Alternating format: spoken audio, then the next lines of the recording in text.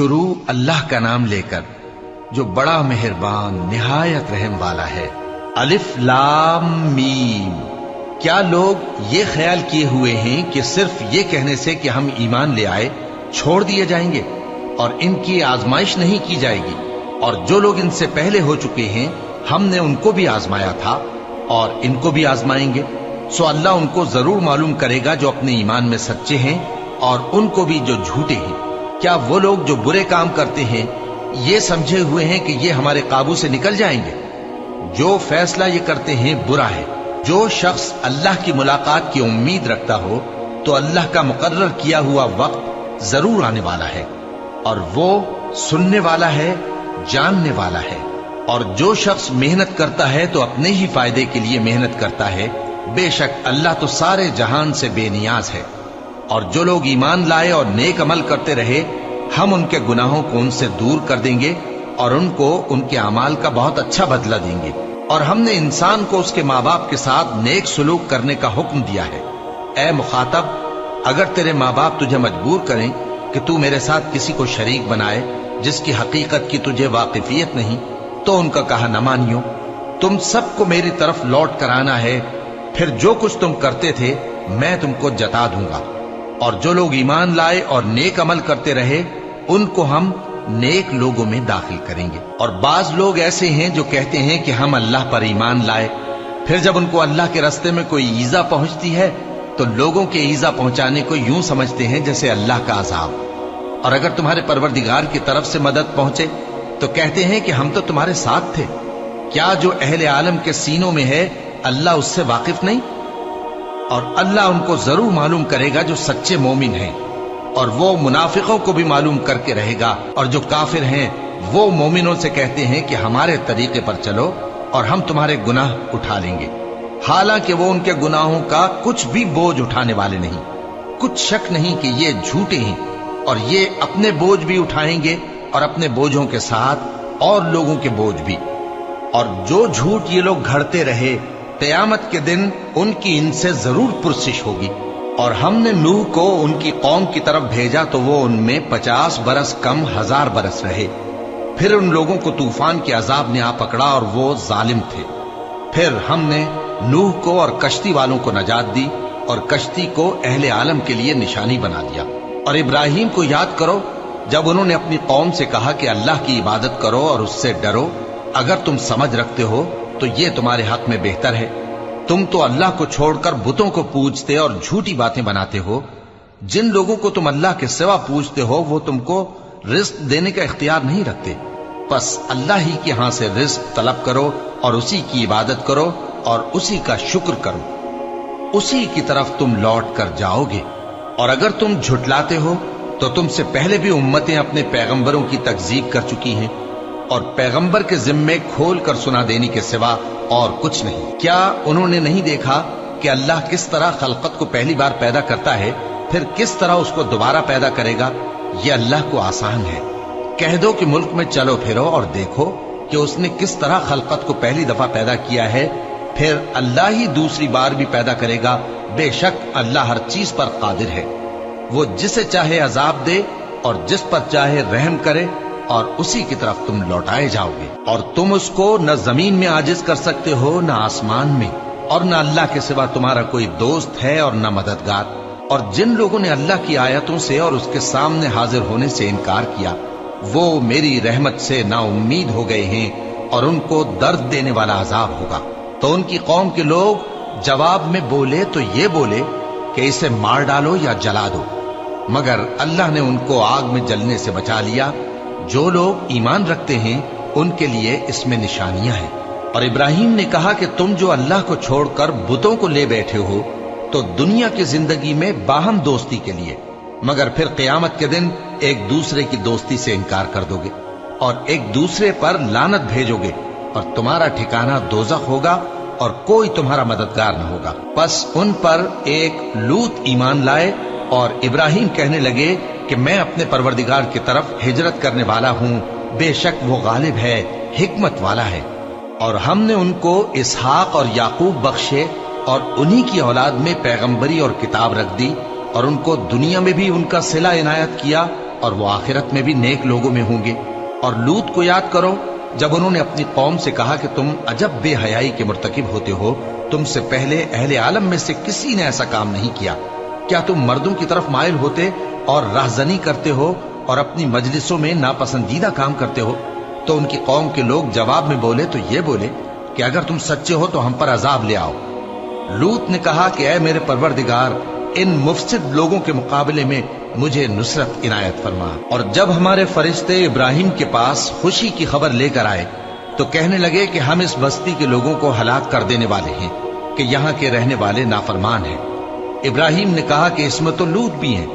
وہ کہنے لگے کہ جو لوگ یہاں رہتے ہیں ہمیں سب معلوم ہے، ہم ان کو اور ان کے گھر والوں کو بچا لیں گے بجز ان کی بیوی کے کہ وہ پیچھے رہنے والوں میں ہوگی۔ اور جب ہمارے فرشتے لوط کے پاس آئے تو وہ ان کی وجہ سے ناخوش اور تنگ دل ہوئے۔ فرشتوں نے کہا کچھ خوف نہ کیجیے اور نہ رنج کیجیے، ہم آپ کو اور آپ کے گھر والوں کو بچا لیں گے مگر آپ کی بیوی کے پیچھے رہنے والوں میں ہوگی۔ ہم اس بستی کے رہنے والوں پر اس سبب سے کہ یہ بدکرداری کرتے رہے ہیں آسمان سے عذاب نازل کرنے والے ہیں، اور ہم نے سمجھنے والے لوگوں کے لیے اس بستی کی ایک کھلی نشانی چھوڑ دی۔ اور مدین کی طرف ان کے بھائی شعیب کو بھیجا تو انہوں نے کہا اے قوم، اللہ کی عبادت کرو اور روز آخر کے آنے کی امید رکھو اور ملک میں فساد نہ مچاؤ، مگر انہوں نے ان کو جھوٹا سمجھا، سو ان کو زلزلے کے عذاب نے آ پکڑا اور وہ اپنے گھروں میں اوندھے پڑے رہ گئے۔ اور عاد اور سمود کو بھی ہم نے ہلاک کر دیا، چنانچہ ان کے ویران گھر تمہاری آنکھوں کے سامنے ہیں، اور شیطان نے ان کے اعمال ان کو آراستہ کر دکھائے اور ان کو سیدھے رستے سے روک دیا، حالانکہ وہ دیکھنے والے لوگ تھے۔ اور قارون اور فرعون اور حامان کو بھی ہلاک کر دیا، اور ان کے پاس موسیٰ کھلی نشانیاں لے کر آئے تو وہ ملک میں مغرور ہو گئے، اور وہ ہمارے قابو سے نکل جانے والے نہ تھے، تو ہم نے سب کو ان کے گناہوں کے سبب پکڑ لیا۔ سو ان میں کچھ تو ایسے تھے جن پر ہم نے پتھروں کا مے برسایا، اور کچھ ایسے تھے جن کو چنگھاڑ نے آ پکڑا، اور کچھ ایسے تھے جن کو ہم نے زمین میں دھسا دیا، اور کچھ ایسے تھے جن کو غرق کر دیا۔ اور اللہ ایسا نہ تھا کہ ان پر ظلم کرتا، لیکن وہی اپنے آپ پر ظلم کرتے تھے۔ جن لوگوں نے اللہ کے سوا اوروں کو کارساز بنا رکھا ہے، ان کی مثال مکڑی کی سی ہے کہ وہ بھی ایک طرح کا گھر بناتی ہے، اور کچھ شک نہیں کہ تمام گھروں سے کمزور مکڑی کا گھر ہے۔ کاش یہ اس بات کو جانتے۔ یہ جس چیز کو اللہ کے سوا پکارتے ہیں خواہ وہ کچھ ہی ہو، اللہ اسے جانتا ہے اور وہ غالب ہے، حکمت والا ہے۔ اور یہ مثالیں ہم لوگوں کے سمجھانے کے لیے بیان کرتے ہیں، اور اسے تو اہل دانش ہی سمجھتے ہیں۔ اللہ نے آسمانوں اور زمین کو حکمت کے ساتھ پیدا کیا ہے، کچھ شک نہیں کہ ایمان والوں کے لیے اس میں نشانی ہے۔ اے نبی، یہ کتاب جو تمہاری طرف وحی کی گئی ہے اس کو پڑھا کرو، اور نماز کے پابند رہو۔ کچھ شک نہیں کہ نماز بے حیائی اور بری باتوں سے روکتی ہے، اور اللہ کا ذکر سب سے بڑا ہے، اور جو کچھ تم کرتے ہو اللہ اسے جانتا ہے۔ اور اہل کتاب سے بحث نہ کرو مگر ایسے طریق سے کہ نہایت اچھا ہو۔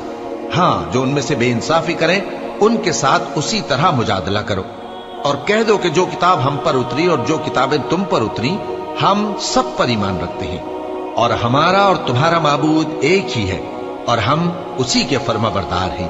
اور اسی طرح ہم نے تمہاری طرف کتاب اتاری ہے تو جن لوگوں کو ہم نے کتابیں دی تھیں وہ اس پر ایمان لے آتے ہیں، اور بعض ان مشرک لوگوں میں سے بھی اس پر ایمان لے آتے ہیں، اور ہماری آیتوں سے وہی انکار کرتے ہیں جو ہیں ہی کافر۔ اور تم اس سے پہلے کوئی کتاب نہیں پڑھتے تھے اور نہ اسے اپنے ہاتھ سے لکھ ہی سکتے تھے، ایسا ہوتا تو اہل باطل ضرور شک کرتے، بلکہ یہ روشن آیتیں ہیں جن لوگوں کو علم دیا گیا ہے ان کے سینوں میں محفوظ، اور ہماری آیتوں سے وہی لوگ انکار کرتے ہیں جو بے انصاف ہیں۔ اور کافر کہتے ہیں کہ اس پر اس کے پروردگار کی طرف سے نشانیاں کیوں نازل نہیں ہوئی؟ کہہ دو کہ نشانیاں تو اللہ ہی کے پاس ہیں، اور میں تو کھلم کھلا خبردار کرنے والا ہوں۔ کیا ان لوگوں کے لیے یہ کافی نہیں کہ ہم نے تم پر کتاب نازل کی جو ان کو پڑھ کر سنائی جاتی ہے؟ کچھ شک نہیں کہ مومن لوگوں کے لیے اس میں رحمت اور نصیحت ہے۔ کہہ دو کہ میرے اور تمہارے درمیان اللہ ہی گواہ کافی ہے۔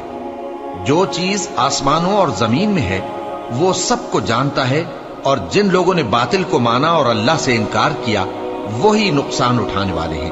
اور یہ لوگ تم سے عذاب کے لیے جلدی کر رہے ہیں، اور اگر ایک وقت مقرر نہ ہو چکا ہوتا تو ان پر عذاب آ بھی گیا ہوتا، اور وہ کسی وقت میں ان پر ضرور اچانک آ کر رہے گا اور ان کو معلوم بھی نہ ہوگا۔ یہ تم سے عذاب کے لیے جلدی کر رہے ہیں، جبکہ دوزخ تو کافروں کو گھیر لینے والی ہے۔ جس دن عذاب ان کو ان کے اوپر سے اور ان کے پیروں کے نیچے سے ڈھانک لے گا، اور اللہ فرمائے گا کہ جو کام تم کیا کرتے تھے اب ان کا مزہ چکھو۔ اے میرے بندو جو ایمان لائے ہو، میری زمین فراخ ہے تو میری ہی عبادت کرو۔ ہر شخص موت کا مزہ چکھنے والا ہے، پھر تم ہماری ہی طرف لوٹ کر آؤ گے۔ اور جو لوگ ایمان لائے اور نیک عمل کرتے رہے، ان کو ہم بہشت کے اونچے اونچے محلوں میں جگہ دیں گے، جن کے نیچے نہریں بہ رہی ہیں، ہمیشہ ان میں رہیں گے۔ نیک عمل کرنے والوں کا یہ خوب بدلہ ہے، جو صبر کرتے اور اپنے پروردگار پر بھروسہ رکھتے ہیں۔ اور بہت سے جانور ہیں جو اپنا رزق اٹھائے نہیں پھرتے، اللہ ہی ان کو رزق دیتا ہے اور تم کو بھی، اور وہ سننے والا ہے، جاننے والا ہے۔ اور اگر ان سے پوچھو کہ آسمانوں اور زمین کو کس نے پیدا کیا اور سورج اور چاند کو کس نے تمہارے زیر فرمان کیا، تو کہہ دیں گے اللہ نے۔ تو پھر یہ کہاں الٹے جا رہے ہیں؟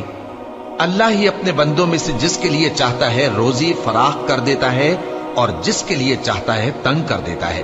بے شک اللہ ہر چیز سے واقف ہے۔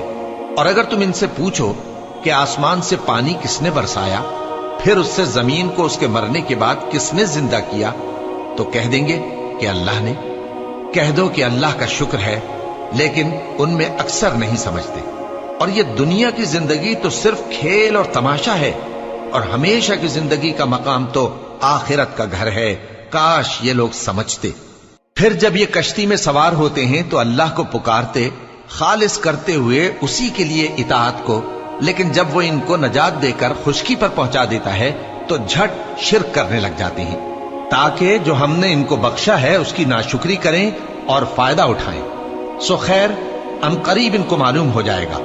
کیا انہوں نے نہیں دیکھا کہ ہم نے حرم کو مقام امن بنایا ہے اور لوگ ان کے گرد و نواح سے اچک لیے جاتے ہیں؟ کیا یہ لوگ باطل پر اعتقاد رکھتے ہیں اور اللہ کی نعمتوں کی ناشکری کرتے ہیں؟ اور اس سے بڑا ظالم کون جو اللہ پر جھوٹ بہتان باندھے، یا جب حق بات اس کے پاس آئے تو اس کی تکذیب کرے؟ کیا کافروں کا ٹھکانہ جہنم میں نہیں ہے؟ اور جن لوگوں نے ہمارے راستے میں محنت کی، ہم ان کو ضرور اپنے رستوں پر چلا دیں گے، اور اللہ تو نیکوکاروں کے ساتھ ہے۔